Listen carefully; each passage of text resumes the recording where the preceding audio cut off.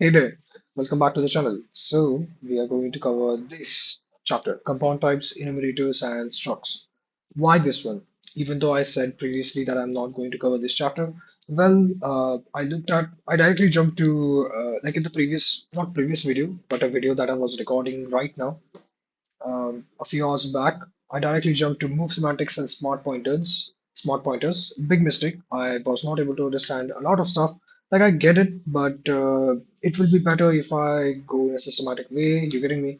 So I was going to directly jump to classes, but like unique pointers and shared pointers and those that stuff is comes under class templates. So I was like, I need to understand like only class templates in this part, or should I cover this one too? And I was like, I also know about enumerators. I've heard people talk about them, and I don't know what they are. Like I don't even know what they are. Rest of the stuff over here, I do know. Like I know student vector. I use it like pretty much every single day because uh, I I'm on lead code and code forces. Well, fixed size arrays, definitely. Like I don't see what kind of advantage do they provide, but I have used them sometimes. Even C star arrays are pretty common for me. Iterators and algorithms. Yeah, I might have used them, but you know, I don't really know what they are. Like, okay, sorting arrays, iterators. Oh, I have used iterators, I guess. Yeah, yeah. Dynamic allocation, bro. Phew, I'm the dynamic allocation king. Functions, they're talking about, I guess, lambda functions somewhere over here. The stack and the heap, recursion, command line, the introduction to lambdas. I do need to understand lambdas because people really like they really hate how C++ implements lambda functions. But I have used lambda functions, you know, in the sort function takes a lambda function. So I've used to that extent only. So it will be really great to try like what lambda function does and you know from the ground up. Operator overloading, I'm not sure what this is. Overloading, increment and decrement, not going to look at it right now. But I pretty much know all of this stuff, but I don't know what enumerators and structs are. I've completed the references and pointers. There's also yeah, I've pretty much covered every single thing about this. So okay, enumerators and structs, let's go. This is going to be a great day. We will try to cover at least three sub-chapters. That is a minimum. And we also need to speed up things because I have to start working on the project like as quick as possible. I cannot stick to like just reading this. Like this is tutorial hell if I just keep reading this stuff. You know, I need to work on the project as quick as possible, but the uh, the the project needs some prerequisites. So, you know, I have to read about this. So okay. Let's get started. 3 minutes 42 seconds in, and it's fine. Okay. Because parameter types are defined as a part of the course uses language, they are okay. Well, I also have to understand one thing. Uh, like I was thinking, like I'll probably read this in mind because time is wasted when I read stuff. But yeah, let's look at it. No, I should read this. They are available for immediate use. For example, if you want to define a variable with type int and double, we can just do this. This is also true for the compound types that are simple extensions of fundamental types. Functions, pointers, references, and arrays. Function, pointers, references, and arrays. Okay. This works because C++ language already knows what the type names and symbols for these type mean, and we do not need to provide or import any definitions. However, consider the case of a type alias introduced in this. Yeah, type devs. Oh yeah, also using this, which allows us to define a new name for an existing type because a type alias introduces a new identifier using a program. Into the program, a type alias must be defined before it can be used. Yeah. If you were to omit the definition of length, the compiler wouldn't know what a length is and would complain when to try defining a variable using that type. The definition for length doesn't care. It doesn't create an object. It just tells the compiler what a length is, so it can be used later. Okay. This is just string replace. What are user-defined program-defined types? Back in the introduction to the previous chapter 12.this, we introduced the challenge of wanting to store a fraction which has a numerator and denominator. Oh, I remember that are conceptually linked together. In that lesson, we discussed some of the challenges with using two separate integers to store a fraction's numerator and denominator independently. If C++ had a built-in fraction type, that could have been perfect, but it doesn't. And there are hundreds of other potentially useful types that C++ doesn't include because it is not possible to anticipate everything that might need, let alone implement and test those things. Instead, C++ solves those problems in different ways by allowing the creation of entirely new custom types that we can use in our programs. Such types are called user-defined types. However, as we discuss later in the lesson, we'll prefer the term program-defined types for any such types that we create for use in our programs. Okay. C++ has two different categories of compound types that can be used to create program-defined types. Oh, also by the way, oh, I forgot. I'm so sorry. I should have gone into dark mode. Yeah. Enumerated types, including unscoped and scoped enumerations, class type, including structs, classes, and unions. Okay. So defining program-defined types, just like type releases, program-defined types must also be defined and given a name before they can be used. The definition for a program-defined type is called type definition. Key insight: a program-defined type must have a name and definition before it can be used. The other compound types require neither. Functions aren't considered user-defined types, even though they require a name and a definition before they can be used, because it is the function itself being given a name and a definition, not the function's type. Yeah, functions that we define ourselves are called user-defined functions instead. Although we haven't covered what a struct is yet, here's an example showing the definition of custom fraction type and instantiation of an object using that type. This converters. Hmm. Okay, cool.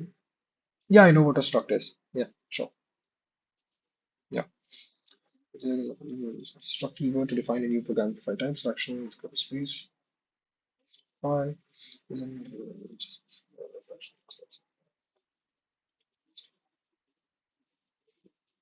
Program defined types definition must end in a semicolon. Program defined definition must end in a semicolon.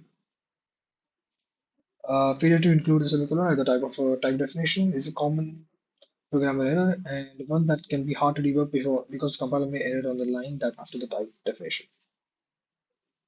Yeah. Uh, let's go to yeah. Okay. Naming program defined. Naming program defined types. By convention, program defined types are names starting with capital letter and don't use suffix. Example: fraction, not fraction, fraction t, or fraction t.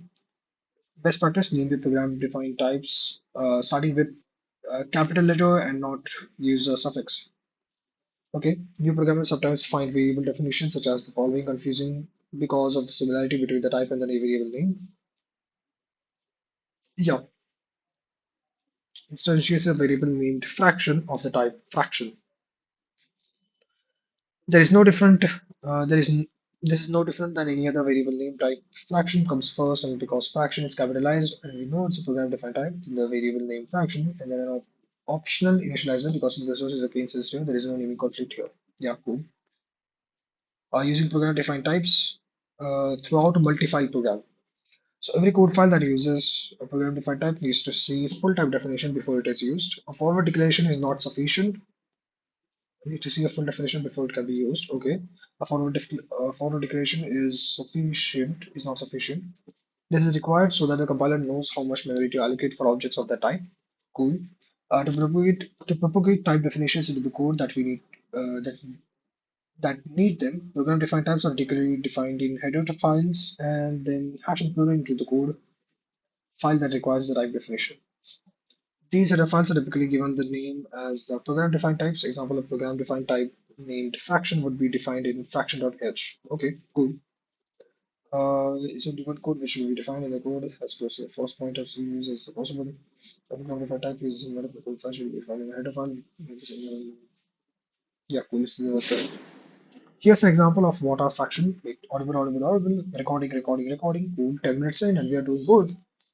So here's an example of what our fraction type would look like if we moved into a header file in fraction.h. Yeah, okay.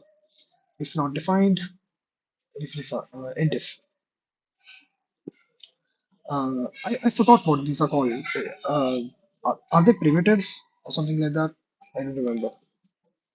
Define a new type named fraction. This is one, or this is a full definition out of a row declaration. Yeah, cool. Fraction.cpp include this, and then we just do this. Term definitions are partially exempt from the one definition rule. In lesson 2.7, formal declaration definitions, we discuss how the one definition rule requires for each function and global variable only have one definition per program. To use a given function or global variable in a file that does not contain the definition, we need a forward declaration which we typically propagate via a header file. This works because declarations are enough to satisfy the compiler when it comes to functions and non-calls to expire variables, and the linker can then connect everything up. However, using forward declarations in a similar manner doesn't work for types. Because the compiler typically needs to see the full definition to use a given type, you must be able to propagate the full type definition to each code file that needs it. To allow for this, typical types are partially exempt from one definition rule. A given type is allowed to be defined in multiple code files. You have already exercised this capability, likely without realizing it. If a program has two files, that both hash include IO stream, you're importing all of the input output type definitions into both files. Okay. There are two caveats that are worth knowing about. First, you still only have one definition per code file. This usually isn't a problem since header guards will prevent this. Second, all of the type definitions for a given type must be identical. Otherwise, undefined types will result. There are two caveats that are worth knowing. First, you still only have one type of definition per code file. This usually isn't a problem since other guards are doing this. Okay, otherwise undefined type will result. Yeah, cool. Nomenclature using defined types versus program defined types.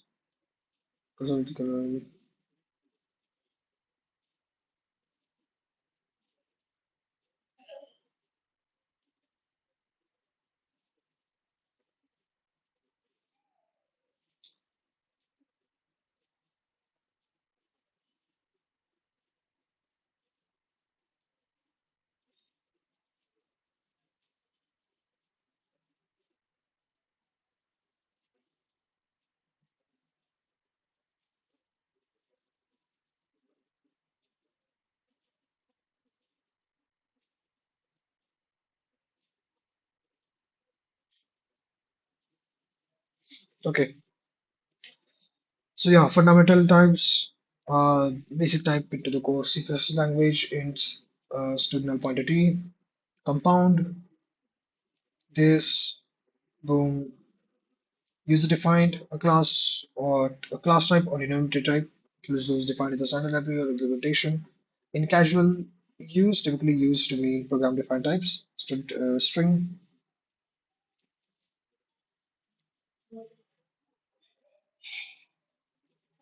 class type or enumerator type excludes those defined in the standard library or implementation. Fraction. Yeah, we implemented that.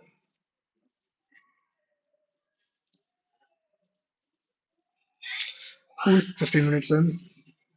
So C++ contains many. Let me look at the chapter like how big this is. Yeah. Oh boy, this is going to take a lot of time.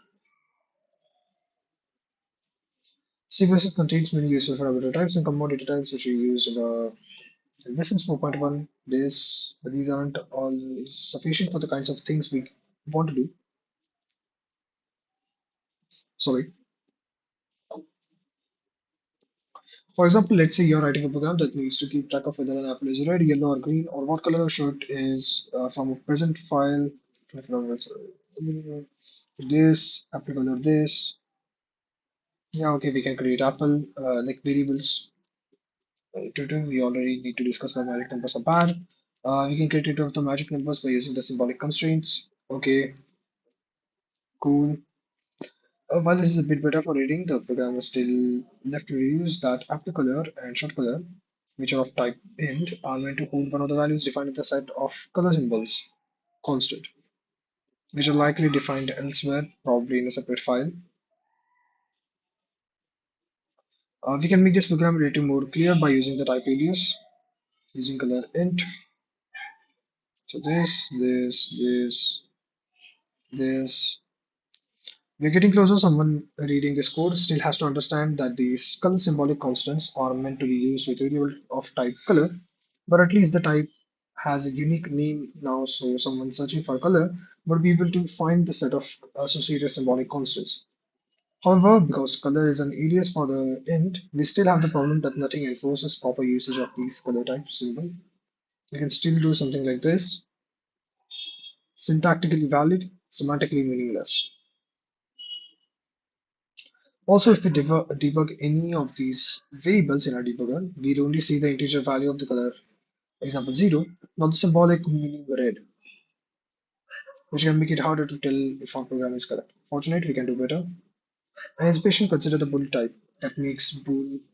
What makes bool particularly interesting is that it only has two defined types, true and false, which can we can use true or false directly as literals, or we can instantiate a bool object and have it hold either one of those values. Additionally, the compiler is able to differentiate bool from other types. This means we can override functions and customize how those functions behave when passed a bool value. So, if we had the ability to define our own custom types, then where we would where we would define the type, where we would define the set of named values associated with the type, then we could have the perfect tool to elegantly solve the challenge above. Yeah, enumerations. Okay, let's look at enumeration. So did I understand this problem correctly? Like we can do this. Fortunately, we can do better. Bool type.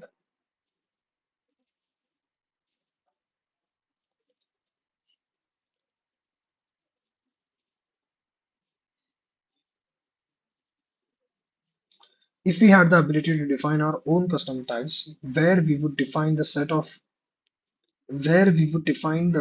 named values associated with that type, then we would have perfect tool to elegantly solve the challenge above associated with that type. Okay.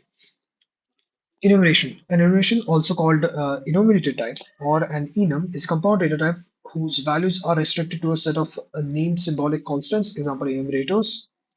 C++ supports two kinds of enumerators: enumerations, unscoped enumerations, which we'll cover now, and scoped enumerations, which we'll cover later in the chapter.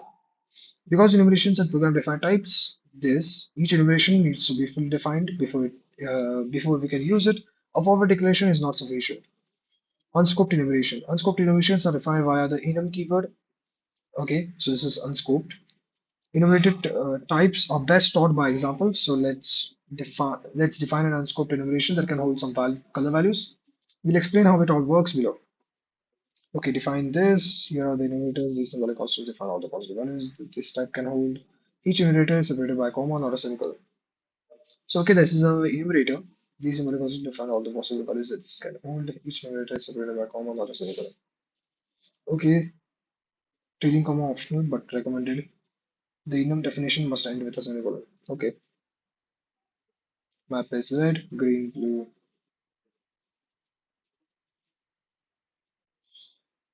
Okay.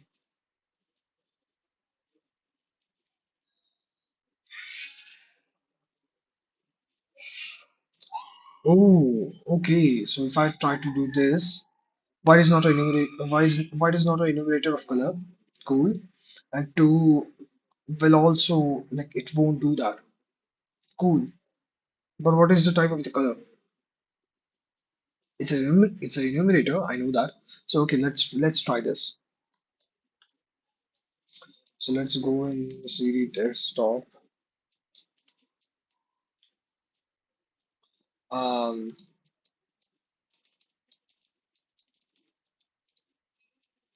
So this is what I was trying, okay.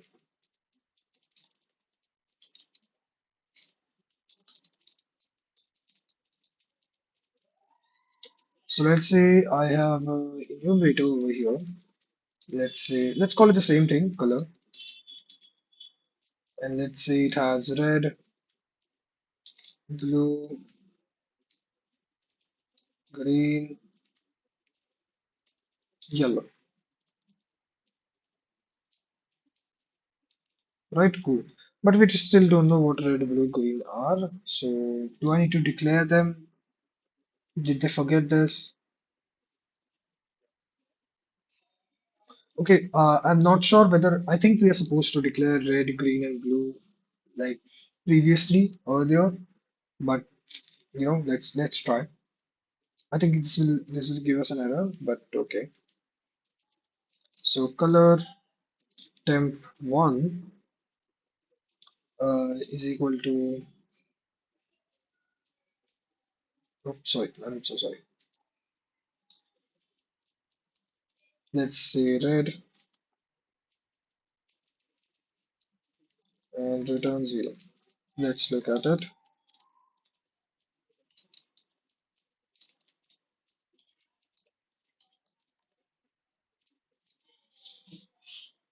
Yeah, okay, it ran, but what was the value of temp1? Is it not able to print it or something like that because it doesn't understand what the type is? Oh, it did. Okay, so if it can print, so let's try this. I don't know how to get a type of like stuff, but I know this. So this should tell us the type.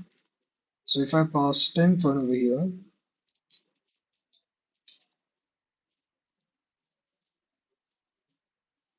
oh, it doesn't understand that.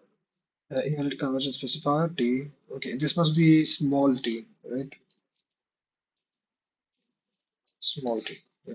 Let's try that. It's still the same thing. Okay. Get type of a variable in C++.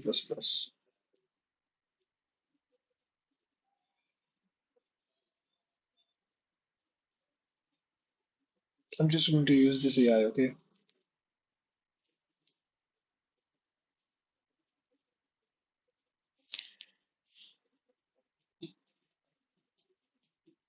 Type info and type ID. Okay.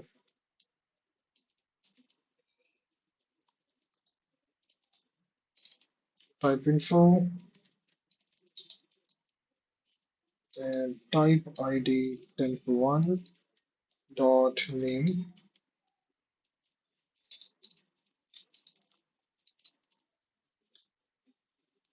So that is color.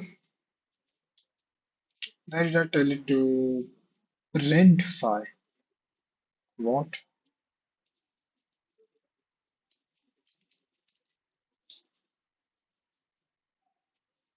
Why why is it printing phi?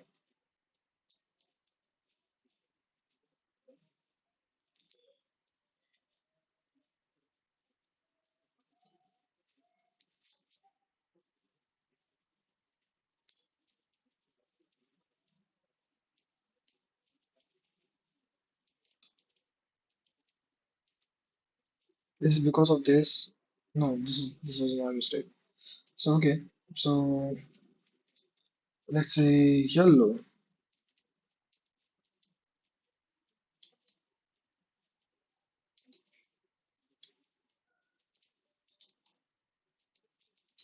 So this won't give us an error. No, it's the same thing.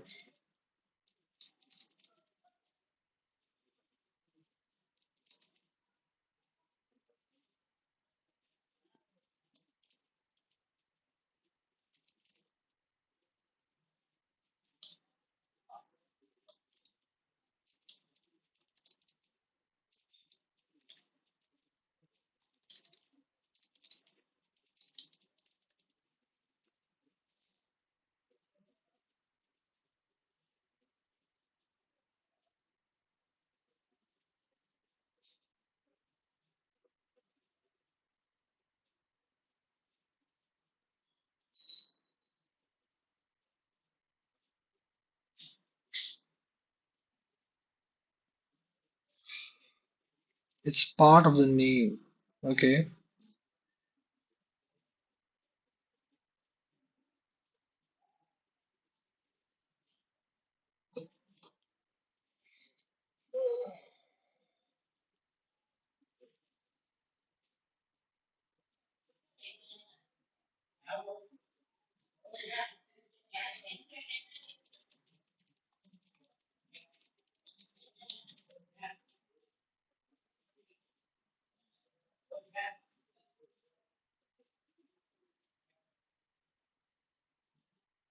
Okay. Cool. So this gives us an error. 25 minutes in. We start our example by using the enum keyword to tell the compile that we are defining an unscoped enumeration which we have named color. Inside a pair of curly braces. Okay. We also need to try out this stuff. So this works. But if I try temp1 is equal to white as this error, this should give sorry, this should give an error. Yeah, cool. Sorry. Inside a pair of curly braces, we define enumerators, this. If a specific restricted to each enumerator must be separated by a comma, not a semicolon, and drain comma, particularly for consistency. It is most common to define one enumerator per line, but in simple cases where there are small number of enumerators and no comments are needed, they may all be defined on a single line. The type definition for color ends with a semicolon. We are not fully defined this. Inside main, we associate this. Color, maybe. Mm,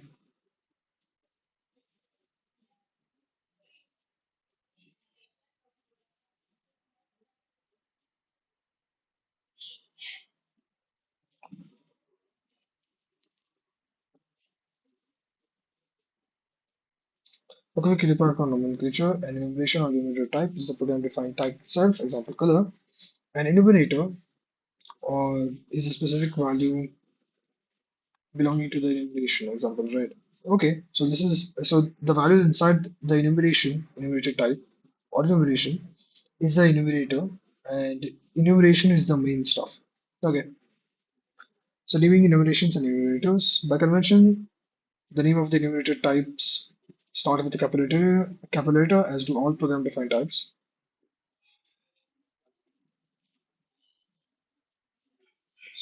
Okay.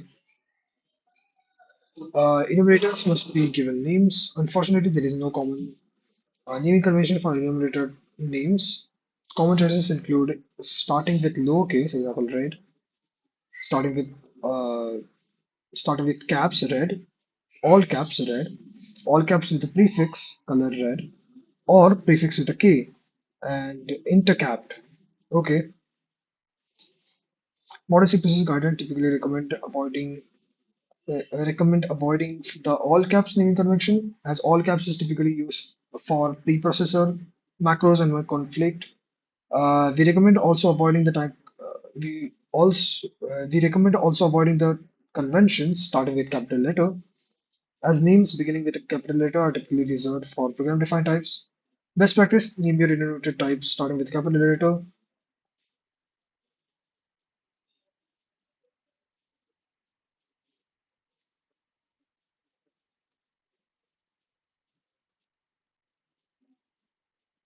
Know this later. Okay.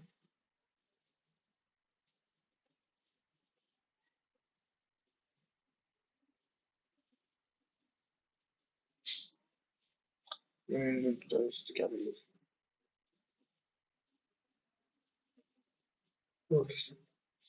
Enumerator types are distinct types. Each enumerator type you create is considered to be distinct type, meaning the compiler can distinguish it from other types, unlike the type diffs or type aliases, which are considered non-distinct from the types they are aliasing.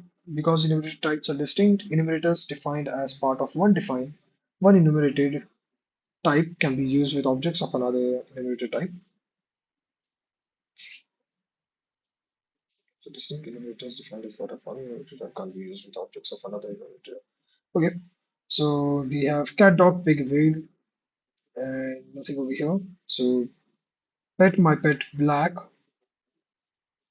Compile error, yep, and compile error, boom. You probably didn't want a pig shirt bunny, pig shirt anyway.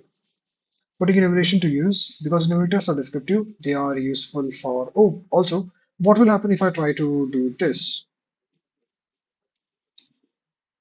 Let's say I do this. So this works, right? So, so what if I have two things in common? So let's say I declare black over here.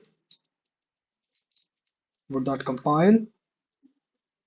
Oh, of course it won't because we have this stuff. But is this cool? Redefinition. Oh, that's a redefinition problem. Okay, cool. So putting enumerations to use, because enumerations are descriptive, they are useful for enhancing code documentation and readability. Enumerator types are best used when you have a smallish set of related constants and objects only need to hold one of those values at a time. Commonly defined enumerations include days of the week, the cardinal directions, and the suit in a deck of cards. Yep. So these functions will return a status code to the caller to indicate whether the function executed successfully or encountered an error. Traditionally, small negative values were used to represent different possible error codes. For example, this. So traditionally, small negative. Yeah. Okay. Cool. So file contents. If there was an error while trying to open file, boom, return -1. This, and return 0 when it is success. However, using magic numbers like this isn't very descriptive. A better method would be to use an enumerator type. Read file success, read result a file open, read result error file read, read result error file parse. Cool. Then the caller can test the function return value against the appropriate enumerator, which is easier to understand than testing the return result for a specified integer value. Um, yeah, okay, cool. Enumerator type can also be put to good use in games to identify different types of items or monsters of terrain. Basically, anything that is small set of related objects. For example, this sword torch portion. Okay. Mm, sorry. Okay. Oh, I'm so sorry. So sword torch potion. Int main identified folding torch. Cool. Yep. Enumerator types can also make for useful function parameters when the user needs to make a choice between two or more options. So enumerator sort order alphabetical, alpha reverse, or numerical. So switch.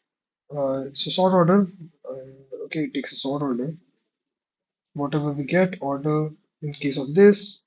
Solid. Cool, cool, cool, cool. Yalla. Many languages use enumerations to define booleans. After all, a boolean is essentially such a just an enumeration with two enumerators, false and true. However, in C++, true and false are defined as keywords instead of enumerators. Because enumerators are small and inexpensive to copy, it is fine to pass and return them by value. In lesson this, bit flags and bit manipulation by bitsec, we discuss bit flags. Uh, enums can also be used to define a collection of related bit flag positions for use with std bitset. Enumerations can also be used to define a collection of related bit flag positions for use. Okay, so namespace flags enum state is going to be this. Bitset 8 me flags is happy, flags is laughing, me dot set flags. It's an enumerator and it's a enumeration and its enumerator is this. My set this. Bulfa, I'm happy. Miro test flags is happy, is laughing.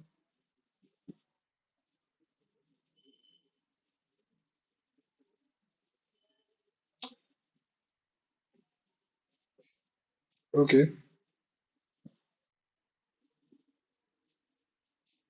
let's check what it does.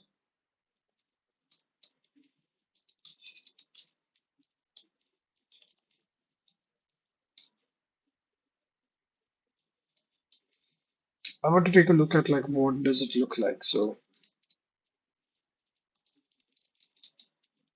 what does the bit set look like?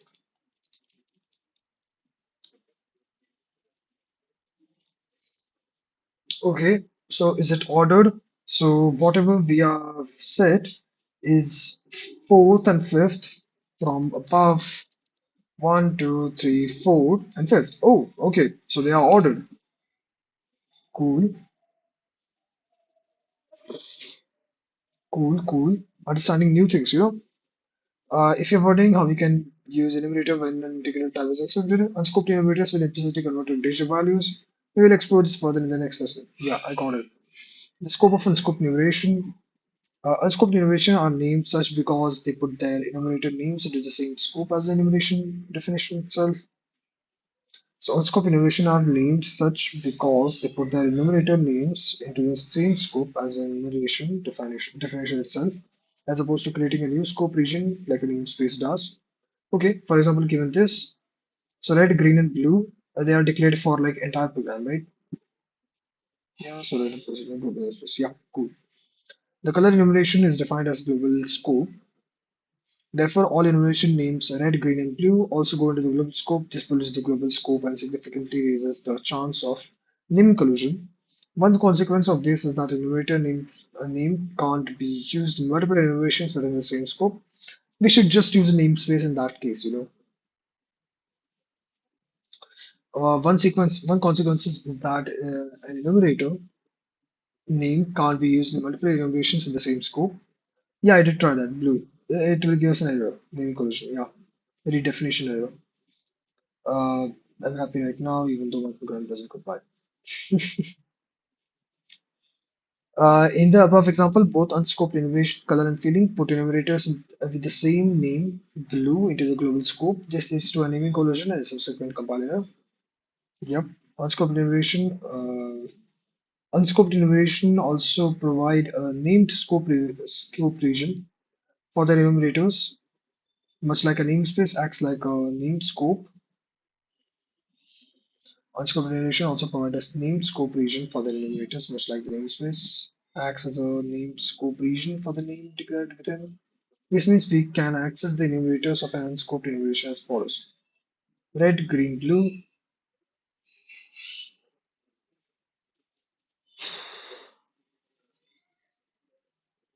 Blue is put into the global namespace. Okay, accessing enumerator from global namespace. Also okay, accessing enumerator from scope of color. Okay, cool. So I can do that.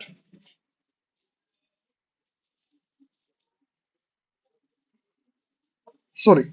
Most often unscoped enumerators are accessed without using the scope resolution operator, avoiding enumerator naming collisions. There are quite few common ways to prevent unscoped enumeration naming collision.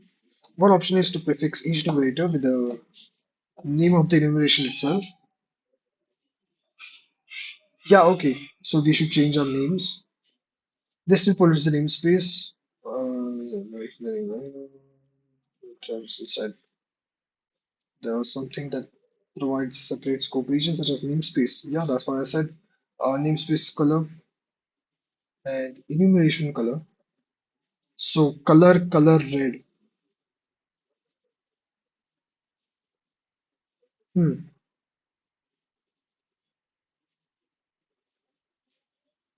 This still looks weird, you know. But you know, it's C++. This means we now have a prefix our enumeration and enumerator names with the name of the scope region. Classes can also provide a scope region, and it's common to put an enumerator type related to a class inside the scope region of the class. A related option is to use a scoped enumeration, which defines its own scope region. We'll also, okay. A related option is to use a scoped enumeration, which defines its own scope region. We'll discuss scoped enumeration shortly. Yeah, 13.6. Okay. Uh, Prefer putting your enumeration inside a named scope region, such as namespace or class, so the enumerators don't pollute the global namespace. Alternatively, if an enumeration is only used within the body of a single function, the enumeration should be defined inside the function. This limits the scope of the enumeration and its enumerators to just that function. The enumerators of such a enumeration will shadow identically named enumerators defined in the global scope. Comparing against enumerators, we can use a equality operator and not equal to operator to say the enumeration is this or this.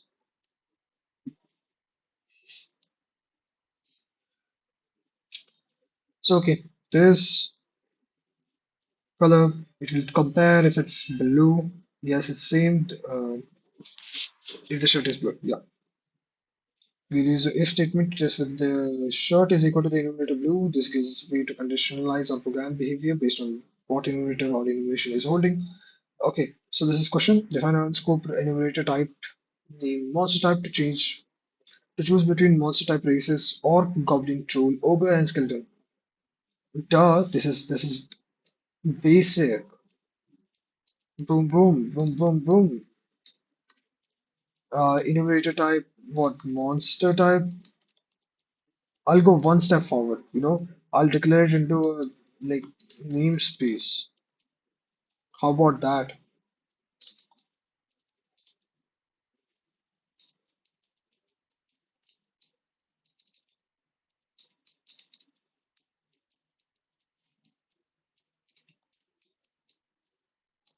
Oh, I'm so sorry.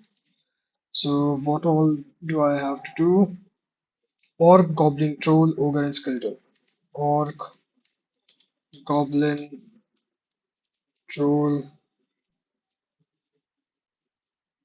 ogre, and skeleton. Okay. Troll, ogre, skeleton. Yep, that is it, right? Yeah, I'm not going to declare anything more. Yeah, cool. Put the monster type integration inside a namespace, then create a main function and instantiate a troll. The program should compile. Duh, easy. So monster, monster type, uh, troll. I should just write temp, and it will instantiate a troll and return zero. How about that? Oh yeah, yeah, yeah. Sorry, I'm so sorry. Monster. I'll go one step forward.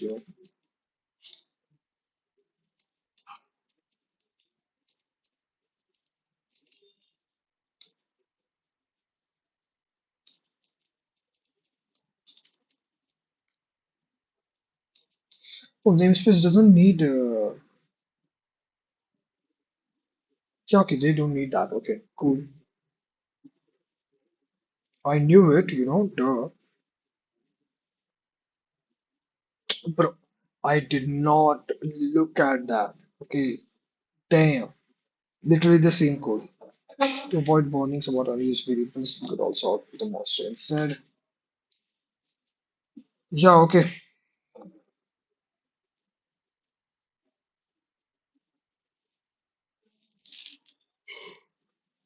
So 13.2 is completed. Let's go for 13.3. Oh, sorry. I was going to stop the recording. No one is going to watch this part. If you're watching this part, stop watching anymore. Go work on something that you like. This is just for my recording. I just I'm able like I have observed like I'm able to stay consistent if I wait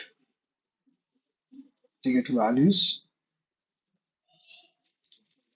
So you're saying if I try to print this, I'll talk about what my motivation is regarding like not regarding, but what is my motivation for making YouTube videos. But let me print this. So if I print 10, it will understand what I'm trying to do, and it should print 0, 1, 2. Oh, nice. I like it. I can do so much stuff with this, you know. But okay. So my motivation for working on like my motivation for YouTube videos is that like I mean first of all I'm able to record stuff, you know, I'm able to uh like it is easier for me to practice my English speaking skills, you know. I'm not a native English speaker, as you might have guessed. I'm an Indian. I speak Marathi, Hindi, English, but my mother tongue is Marathi. Marathi, you know. Okay. Uh, I need to improve upon my English. Like I understand all of the stuff that people might speak, but I'm not able to speak as confidently as possible. Like as you might have guessed, I can speak confidently, but what I lack is that whenever I have to say some complex stuff, as you will notice, you know, sometimes in between. But okay, uh, yeah, let's just go ahead. Why am I discussing this? No one is going to watch this part. But okay, maybe someone will watch this part, you know. Maybe someday, like I get a like million subscribers, like 100 million subscribers someday, you know. Not 100 million, but okay. There's not going to be these many developers. A kid from kindergarten isn't going to watch my videos. Like there's never going to be a million people watching this video. But okay. In the prior lesson, this scope, we mentioned that enumerators are symbolic constants. What we didn't tell you uh, is that these enumerators have values that are an integral type. This is similar to the case with chars. Yes, a char is really just a one-point integral value, and the type A gets converted to integral value, in this case 65. Yeah, sorry. When we define a enumeration, each enumerator is automatically associated with an integer value based on its position in the numerator list. By default, the first enumerator is given the integral value 0, and each subsequent enumerator has a value 1 greater than the previous enumerator. This, if you try to print blue, we'll get a value 2. It is possible to explicitly define the value of enumerators. This, oh, we can do this too. So, wait,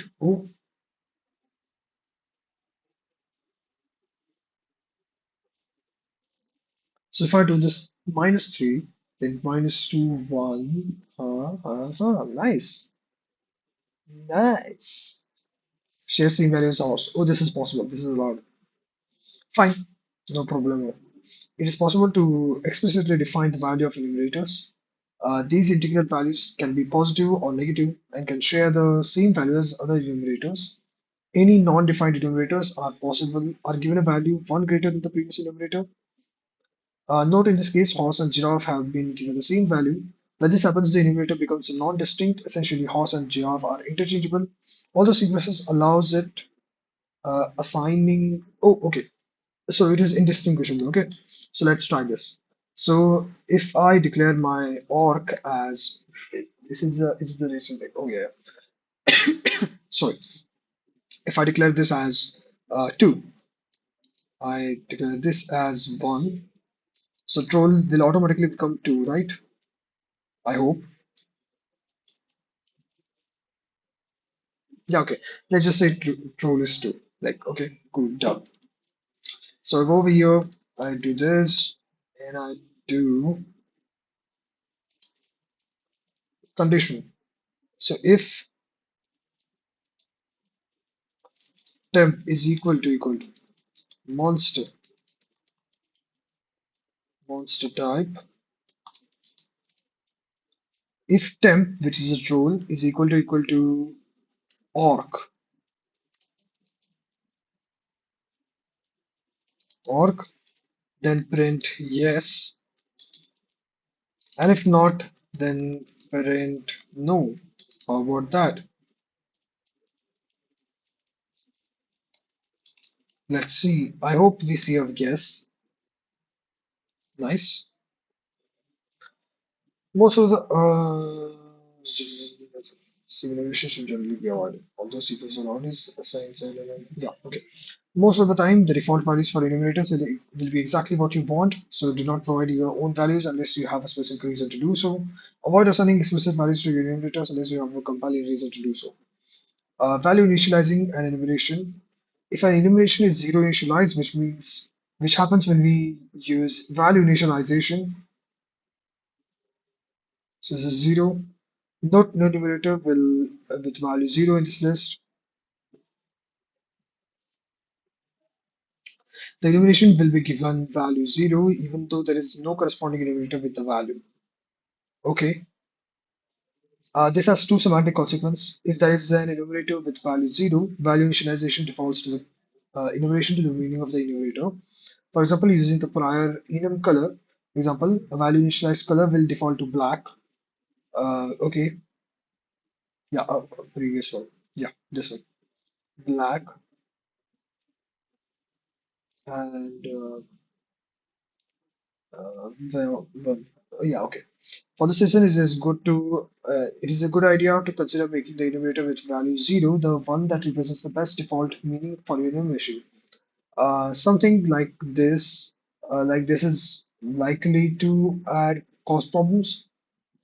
So destroy universe default value is 0, space destroy universe. Yeah, okay. Something like this is likely to cause problems, definitely.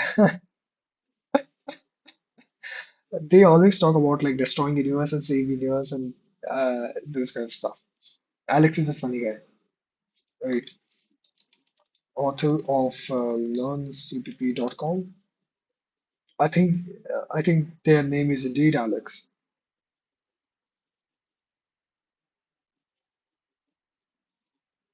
Yeah, Alex Pomeranz. No,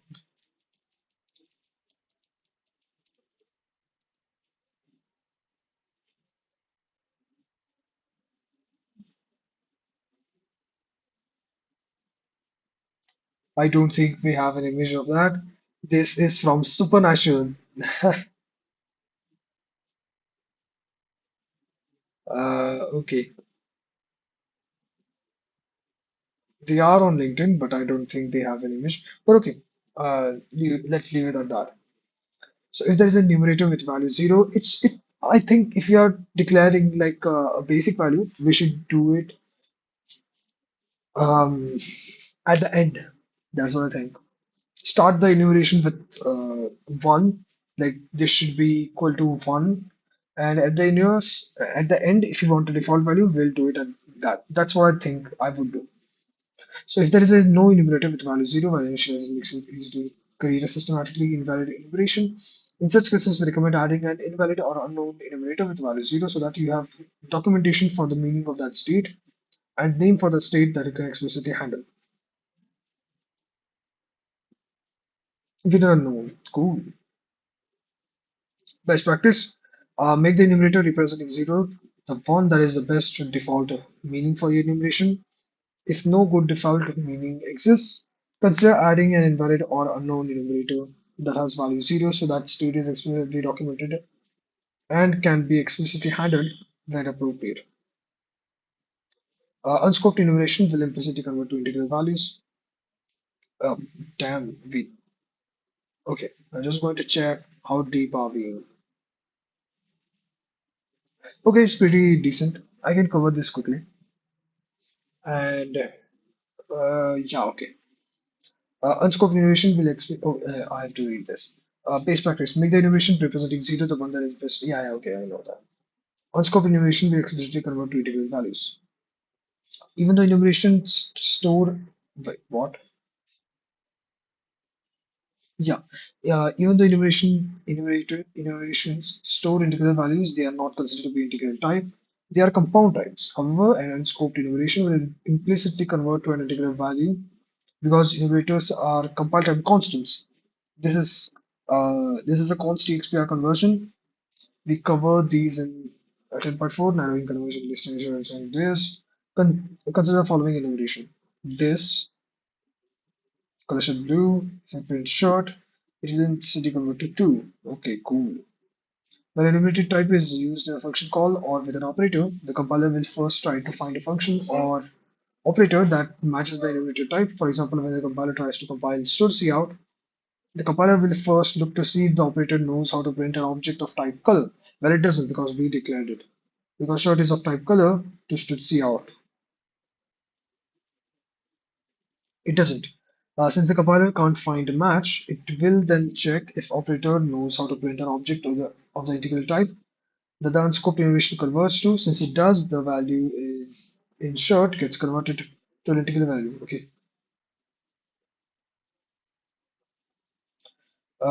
We show how to convert an innovation into a string in this lesson, 13.4. Okay, it's upcoming. We teach should see out how to print an innovator in lesson this 13.5. Okay. Uh, Enumeration size and underlying type base. What is this link? Unscoped innovator. Wait, what is this link?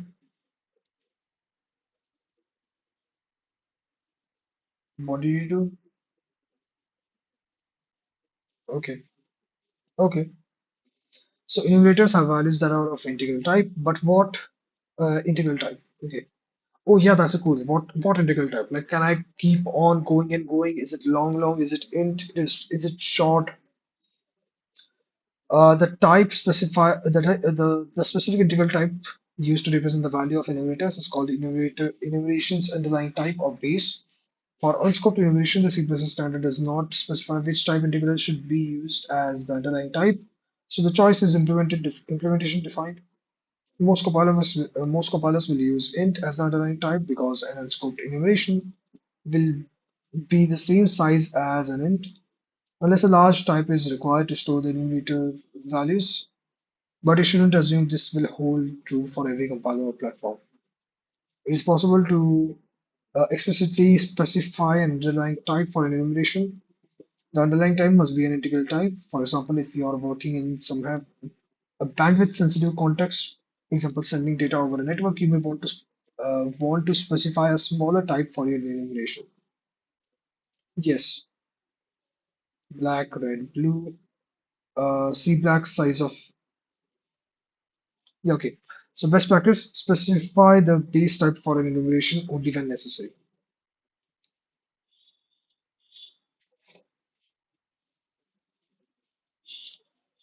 Because int 8 and unsigned integer 8t are usually type aliases for char types, using either of these types as enum base will most likely cause the enumerators to print as char values rather than int values.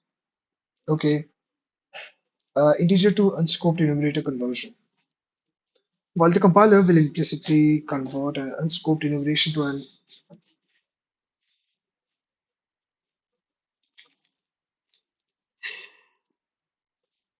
I have to try something. I remember now. If I have char c, the default value is small a, and I try to do this,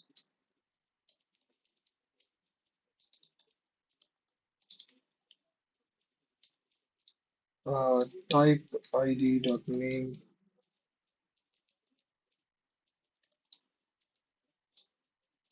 type id c dot name.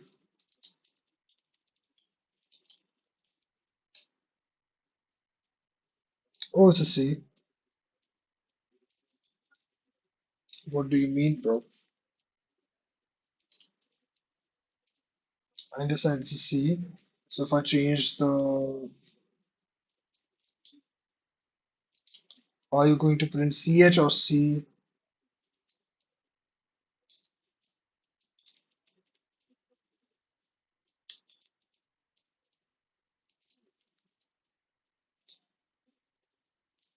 Yeah, it's a c.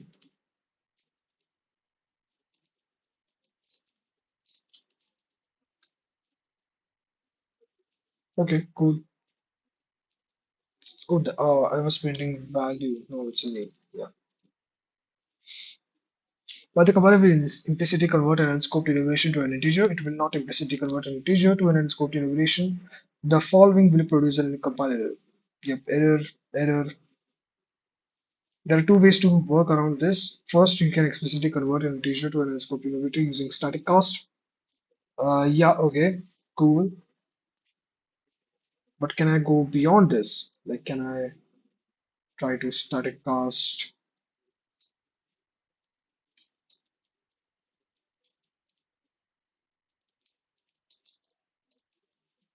If I do this, and so there is no food, right? How about I do this? It worked.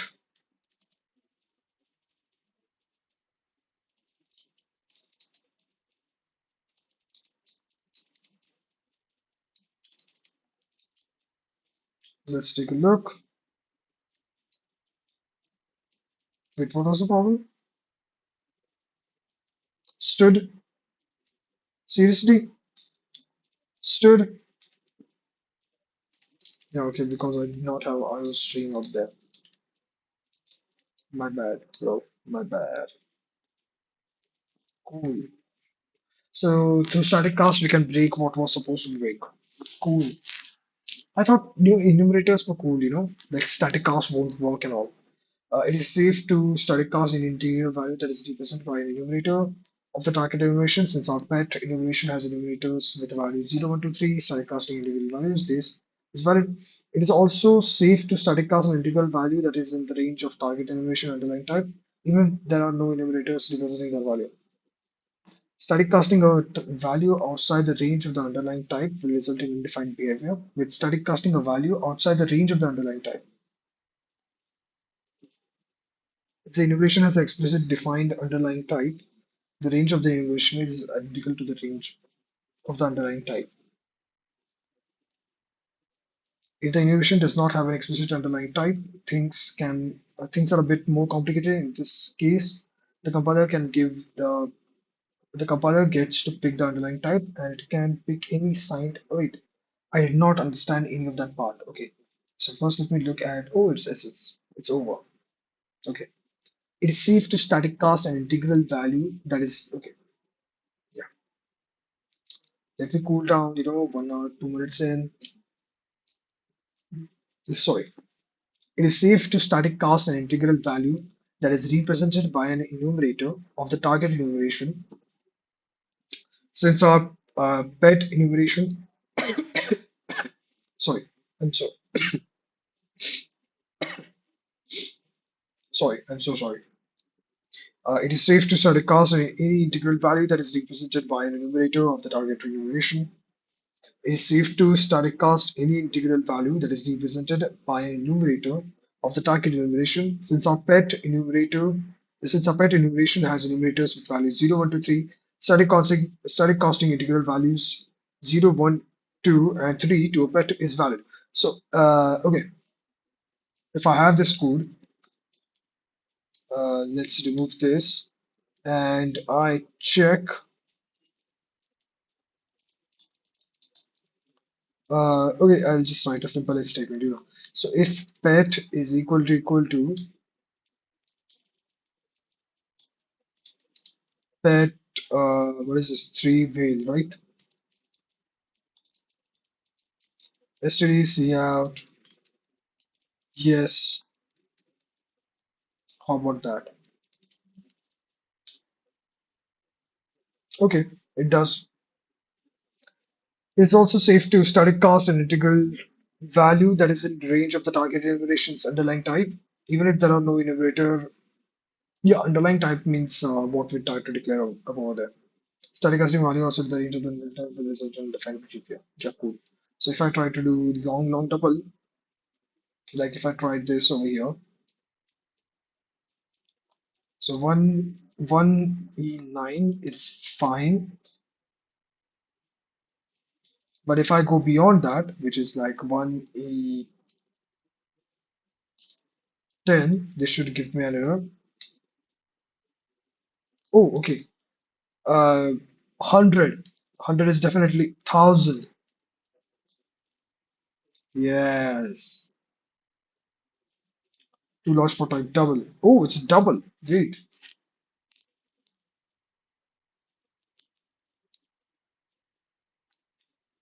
It's a double?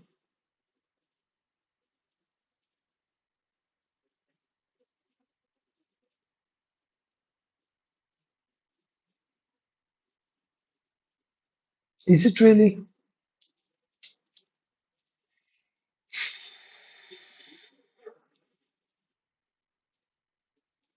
Well, there is only one way to test this. So if I do this, print double, it takes in, what is this? Pet, temp, right? Double, and I do one for the int.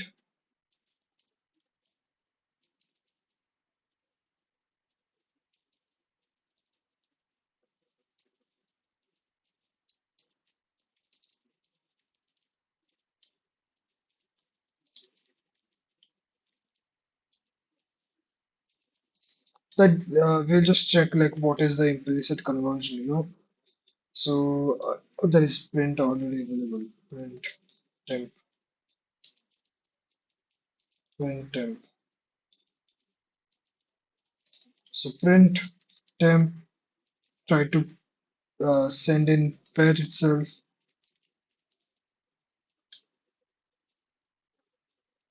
It's an int. Then why are you showing double? No, what the poof? Is it long, long?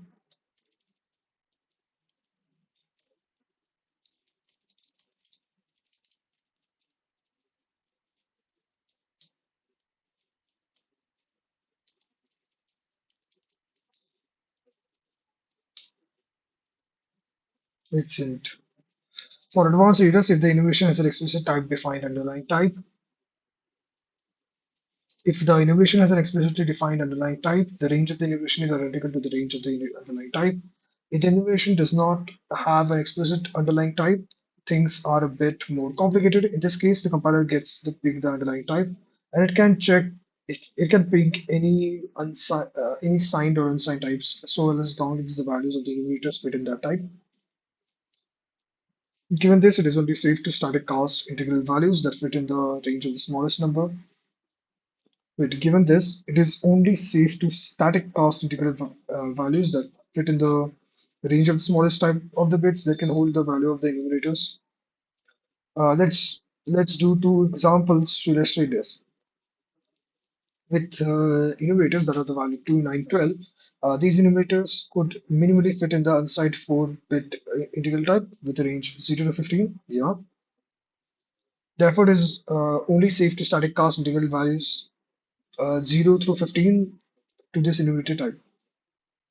With this, we need minus 32 to plus 31. Yep, 6-bit integral type with signedness, you can say. Yeah, signed 6-bit integral type. Second, as of C++ 17, there is if an in-scoped enumeration has an explicit specified base, then the compiler will allow you to list, initialize an in-scoped enumeration using an integral type. Wait, what does it do? 0, 1, 2, 3, we have specified base. Yeah, okay, it's an int. Okay, so base initialization, unscoped enumeration with specified base width. Okay, can brace initialize unscoped enumeration with specified base width integer C++ 17. Cannot directly initialize with integer 2. Okay, okay, cannot assign with integer. Okay, but this static initialization is allowed. Okay, cool. True or false, enumerators can be given an integer value.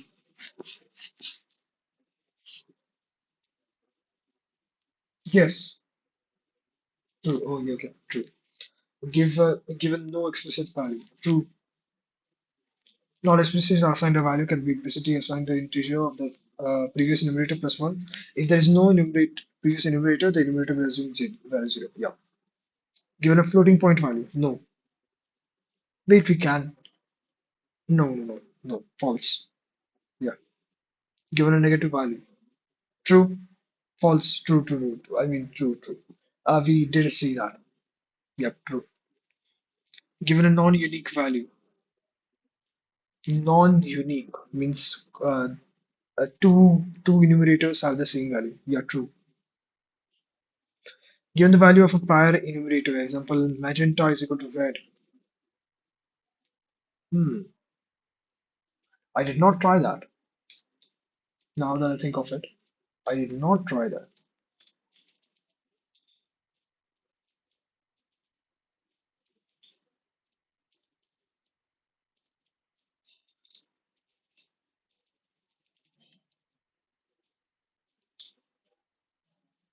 Yeah, it does work. True. Enumerators need not be unique since enumerators explicitly convert to integers, and integers can be given to enumerators. Enumerators can be reshared with other enumerators. Therefore, there is a typically little reason to do so. Though there is typically little reason to do so. Given a non-const XPR value. No. Since enumerators are const XPR, their values must also be const XPR. Yep, cool. So this is over. 1 hour 11 minutes video, and this is what we have to cover in the next. Oh, this is pretty small. Okay, this will be quick. Tomorrow's. Uh, this one. Yeah, this one is small too. What? Okay, raw. I think tomorrow I will cover 4 chapters more. Yep, tomorrow I'm going to cover 4 chapters.